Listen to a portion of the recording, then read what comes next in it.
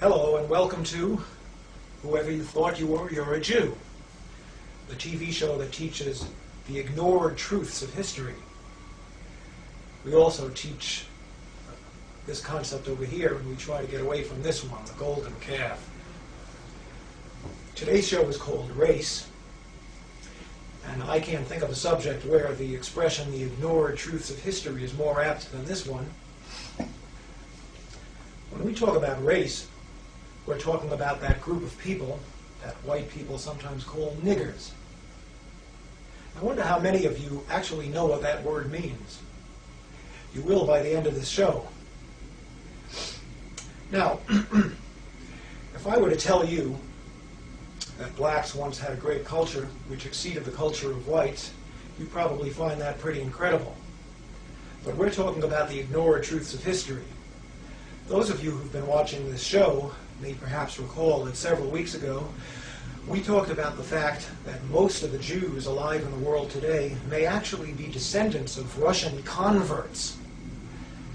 Now, Jews like to consider themselves to be descendants of Israel. So the facts that Russia was once a Jewish nation for 500 years, in fact, and that most Jews who are alive today may be more closely descended from Attila the Hun than from King Solomon, these are facts which are just glaring facts, and it's incredible that such things could be ignored. And the question of how such things could be ignored has an answer, and the answer is collusion. All the parties involved have silently agreed, even perhaps without ever talking to each other, they've silently agreed to just not discuss this subject. In the case of the Russian Khazar Jews, it's embarrassing and frightening to Jews to consider the possibility that they may actually be descendants of converts and may have very little Israeli blood in them. In the case of the Russians, it's a horrendous embarrassment to them to admit that for 500 years in the Middle Ages, Russia was a Jewish nation. So they just ignore it. It's collusion. Now, if I were to tell you that blacks, for as many centuries as whites have been superior, if you want, in the Western world, that for just as many centuries blacks were superior, you'd probably find that hard to believe. And you'd wonder how such a fact could be hidden. And the answer is, again, collusion. The whites wouldn't want to admit such a thing, because whites like to feel superior and like to think that their superiority is somehow permanent, decreed by God. As for blacks, if you look into the black civilizations that we're going to take a look at momentarily, you find something pretty interesting. You find that those civilizations actually arose as Jewish civilizations, later to become Islamic civilizations. Now, we live in a nation where blacks are taught that whitey got ahead by being a liar and a thief. So today's so-called black leaders get on the air and proclaim that the way to get ahead in America is for the black man to be a better liar and thief than whitey. I don't know about you, but I've thought about this matter, and there's no question in my mind as to where these so-called black leaders come from. They were put up there by whitey. Now, I'm not going to name any names. But the truth of the matter is that the roots of black greatness historically lay in Judaism and Islam.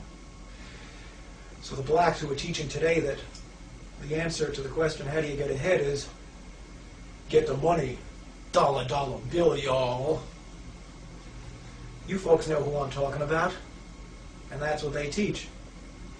They don't want to hear any talk about God. For these people, the dollar bill, y'all crowd, the realization that black greatness in the past lay in roots which go into Judaism and Islam is not really what they want to hear. So they just ignore it. As for the blacks in this country who are not dollar bill y'all people, we find that most of them are members of Christian churches, which is a good thing, except for the fact that they've been taught since childhood that Judaism and Islam are the enemy.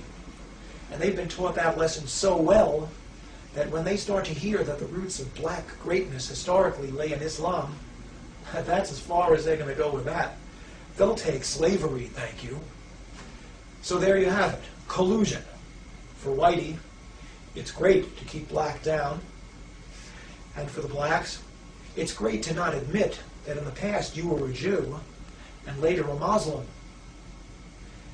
Now we're going to talk about the truths of history, the ignored truths. These truths are known to you if you're a black Muslim in America. You already know this if you're a black Muslim. But if you're a black treated in those whorehouses and condom vending machine buildings that we call public schools, then you probably don't know this. And if you're a white, you almost certainly don't know this. Let's talk a little bit about black history, and let's start with a map. This is a map of the area around the Mediterranean Sea. Up here we have Europe. Here's Africa. I think you can see on your screens that in this area of Africa that I'm pointing to is a desert. This, of course, is the Sahara Desert. The territory to the north is fertile, and the territory to the south is fertile. In fact, it's very fertile. Now let's talk about empires. The first great empire in Western civilization was probably Egypt, over here.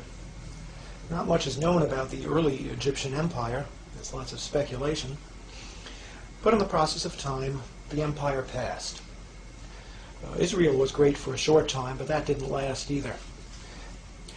Now, I don't have to tell you that a great empire arose in Greece. Most historians of intellectual Western history trace the history of Western intellectualism to Greece. Now, the Greek Empire didn't last too long, a number of centuries. One could reasonably ask why Greece became so great and why it was unable to hold on to its greatness. One could write whole books on that subject, and I'm sure that lots of such books have been written. But the fact of the matter is that for whatever reason, the Greek Empire rose, the Greek Empire fell. Subsequently, Western civilization moved over here to Italy. That's, of course, what we now call the Roman Empire. The Roman Empire at its peak stretched from Spain all the way around the Mediterranean, encompassing Arabia and parts of northern Africa. The Roman Empire lasted longer than just about any other, better part of 1,000 years. But in the process of time, Rome passed as well. There was a Persian Empire, which had its roots over here in Persia, actually over here, Iran. The Persian Empire at its peak stretched from Egypt, encompassing most of the Middle East, just about up to Greece. And the Persian Empire passed as well. The end of the Persian Empire came, I guess around the year 640 or so, when the armies of Muhammad began to conquer the Middle East, a process which was completed with lightning rapidity. So the next great empire was the Empire of Islam, an empire which, in many respects, has not ended to this day. It arose in Saudi Arabia, immediately conquered the entire Middle East, conquered Persia. The Persian Empire was Zoroastrian in religion. They got rid of that, replaced it with Islam. They tried desperately to get into Europe at this end and failed, but what they did do was they came across North Africa, and North Africa fell to the Muslims.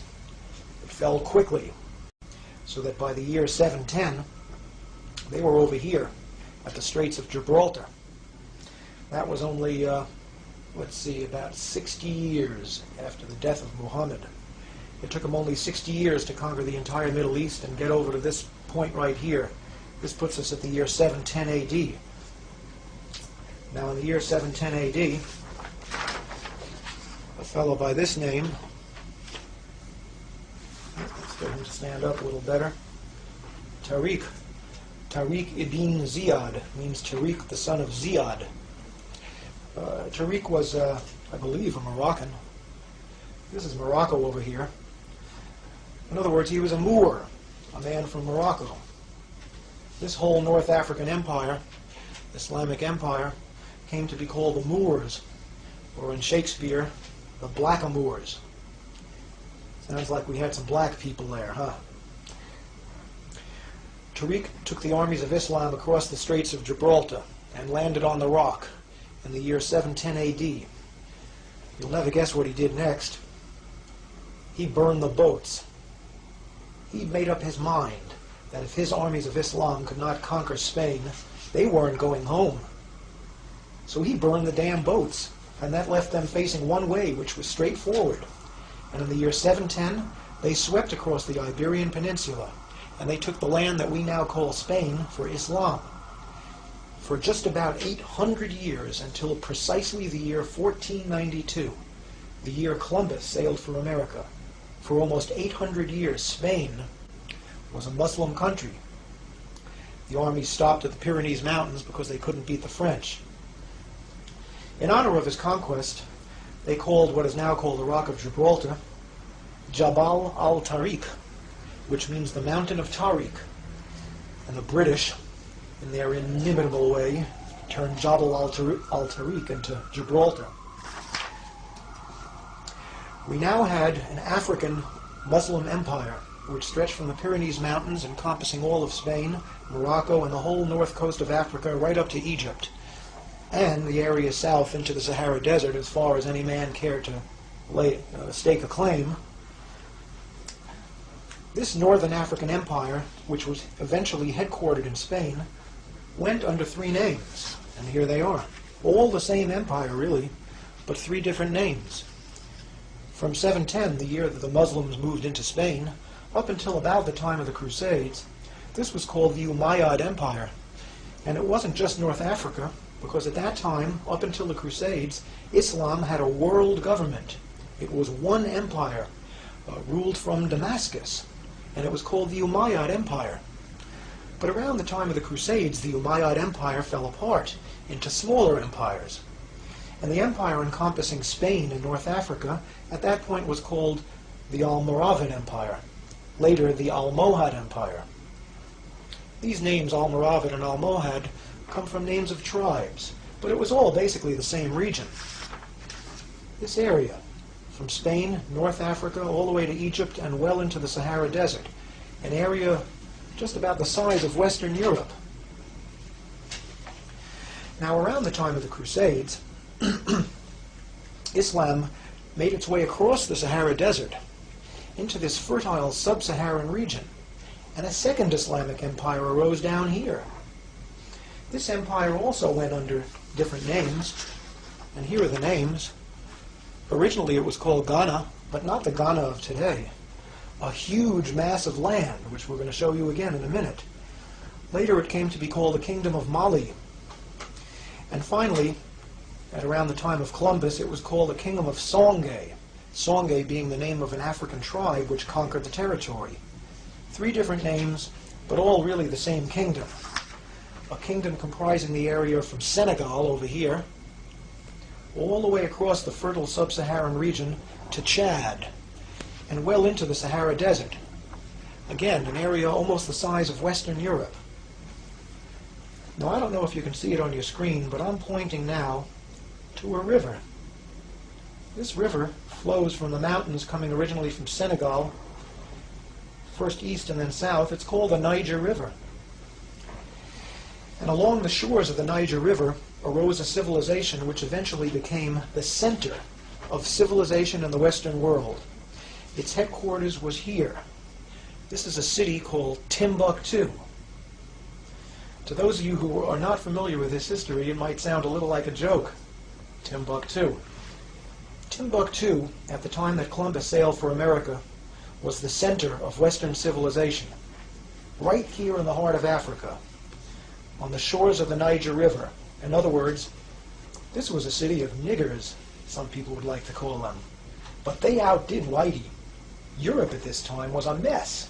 There was no real civilization to speak of. The Renaissance was just starting at the time that Timbuktu, down in the heart of so-called darkest Africa, was the center of world civilization. Sounds impossible, doesn't it? Not only is it possible, it was true. And if you don't believe it, look it up in any encyclopedia.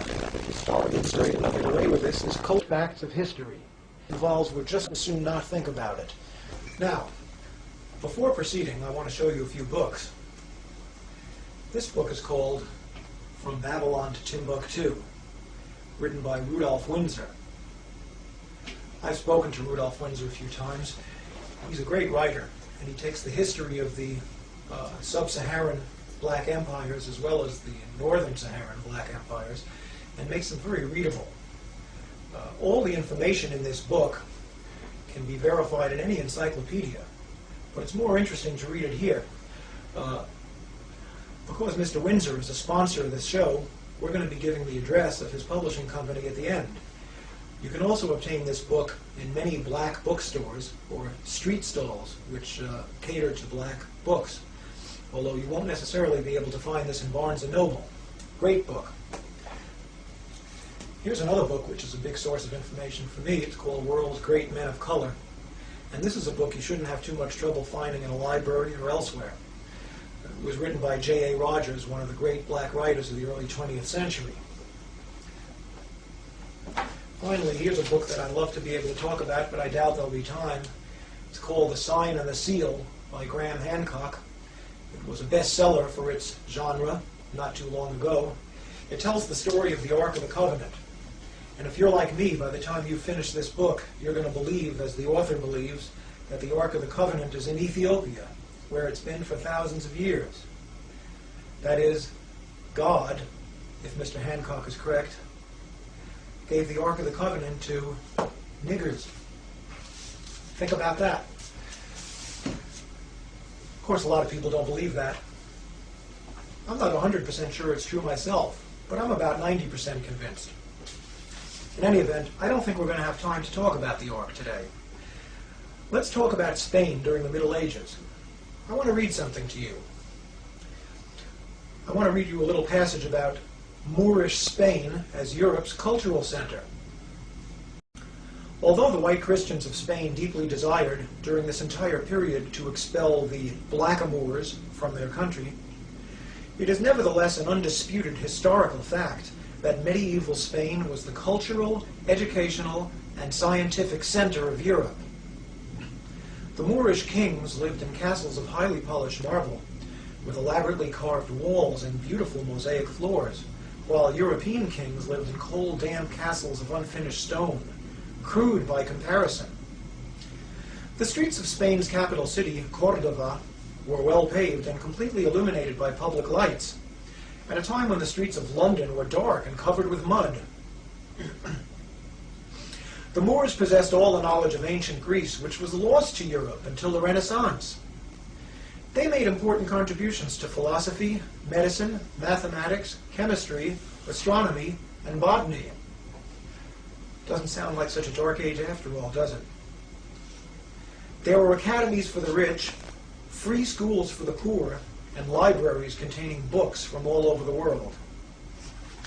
The Jews of medieval Spain got along famously with the Muslims, and for them the sojourn in that nation is remembered as being the second most glorious period in their history, exceeded only by the glory of the reigns of David and Solomon in ancient Israel. Medieval Spain was the time and place of Maimonides and many of the other great Old Testament scholars whose works constitute the foundations of modern Jewish thought. Throughout the Middle Ages, the white Christians of Spain endeavored to thrust out the Moors. It took them until 1492 to do that. When Isabella and Ferdinand finally defeated the last Moorish king in Granada, in the same year that they financed Columbus's trip to America, they immediately expelled all Jews who refused to accept Christianity. This is not at all surprising. Since the Jews had actively supported the Moorish conquests, the Christians were not about to take any chances on losing what had taken them 800 years to regain. The day the last Moors and Jews were expelled from Spain was counted as a great day in Spanish history. But was it? It's true that Spain, largely through the strength of its navy, had achieved the status of a world power. But in less than a century, the Spanish Armada was defeated by England, and the nation went into a great decline. Now we're going to ask a very important question. During the Middle Ages, were Spain's Muslim rulers really black? It's almost inevitable that white people who have never been taught black history will ask this question. Were they really black? After all, Moors are kind of Arabic. They're not really Negro, are they? And the answer to the question is that there was more than one race involved. Again, as I told you before, in the beginning there was the Umayyad dynasty, and they were mainly Arabic, although there were some blacks there. But by about the time of the Crusades, the Umayyad dynasty became soft and complacent, and the forces of Christianity were rising up in Spain and threatening to overthrow Islam. A second dynasty of kings arose called the Almoravids. They came out of Senegal, which is right in the middle of Africa. That's about as black as you can get. They conquered Spain, and they were the rulers from then until the end. Centuries. There's no question that Spain was ruled by blacks, at least during the latter part of the Middle Ages. The third dynasty, the Almohads, was also a mixed dynasty. The greatest of the Almohad kings was a fellow who they called Al-Mansur, which means the Invincible. His actual name was Yaqub ibn Yusuf, which means Jacob, son of Joseph. Almost like a Jewish name. Al-Mansur arose at a time when the Christian forces were really rearing up and threatening to expel Islam. The Christians put together a huge army of 300,000 men at a place called Alarcos. Al-Mansur called together all the forces of Islam from all across North Africa, all the way to Egypt, and put together an army which beat the Christians at Al-Alarcos in one of the greatest battles in history. Now, Al-Mansur was the son of a man who was described as being of mixed race, but his mother was a full-blooded Negro slave from Senegal or Timbuktu. That makes Al-Mansur at least 75% Negro. And that's about as colored as any black man walking the streets of America today. So the answer to the question is yes, Spain was ruled by blacks during the period when it was indisputably the cultural, scientific, and educational center of Europe, believe it or not. Now the slightly out of focus map on the left-hand side of your screen shows the approximate boundaries of the medieval Great Black Sub-Saharan Kingdom, known variously as Ghana, and then Mali, and later Songhai, all the same kingdom, a rather large kingdom. The yellow color shows the modern nation of Mali, which is of course much smaller. And right in the midst of it is a large black arrow showing the location of Timbuktu, the greatest city of that nation. I'd like to read you something about Timbuktu. This kingdom was originally called the Kingdom of Ghana. From about 300 AD up to the time of the Crusades, Ghana was a Jewish nation. This has been documented by the writings of one Eldad the Danite, whose works constitute the main historical source of information for this time or place.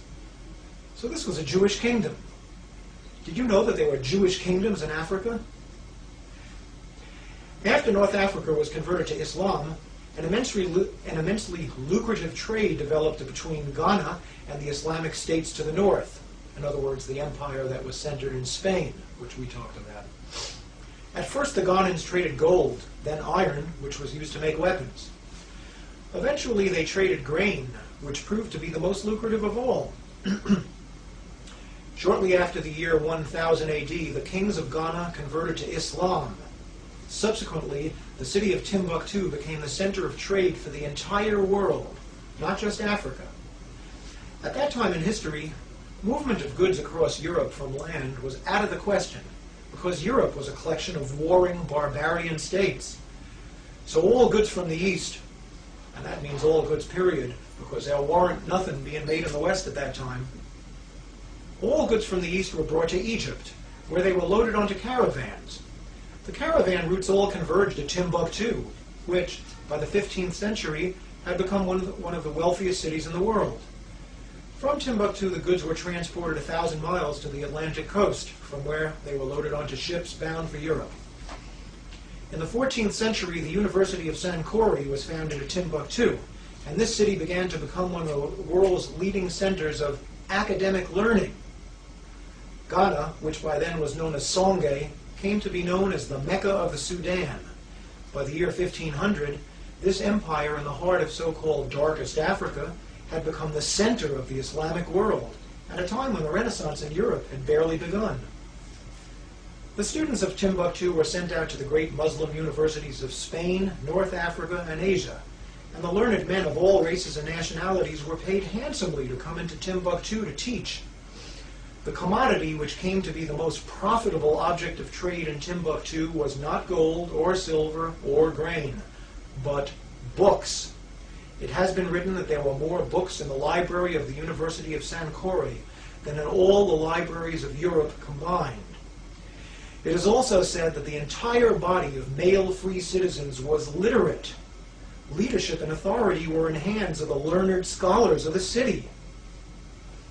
There was a legendary 14th century Muslim traveler named Ibn Battuta. He's kind of like the Marco Polo of the Arab world. And this is what Ibn Battuta had to say about Timbuktu, and I quote, "The inhabitants had a greater abhorrence of injustice than any other people. Neither the man who travels nor he who stays at home has anything to fear from robbers or men of violence." The driving force behind these developments was God and nothing else. Timbuktu arose as a Jewish empire and blossomed under the banners of Islam. There's no question about what the source of greatness was, not black skin color, but God. So maybe you're starting to understand what I mean when I say, whoever you thought you were, you're a Jew. We're out of time now. Please tune in next week when we're going to talk about the relationship between God and enlightenment. Are there two different ultimate realities, or are these two the same? Or maybe they're both wrong. If you want to know the answer to the question, tune in next week and find out. Thank you, and goodbye.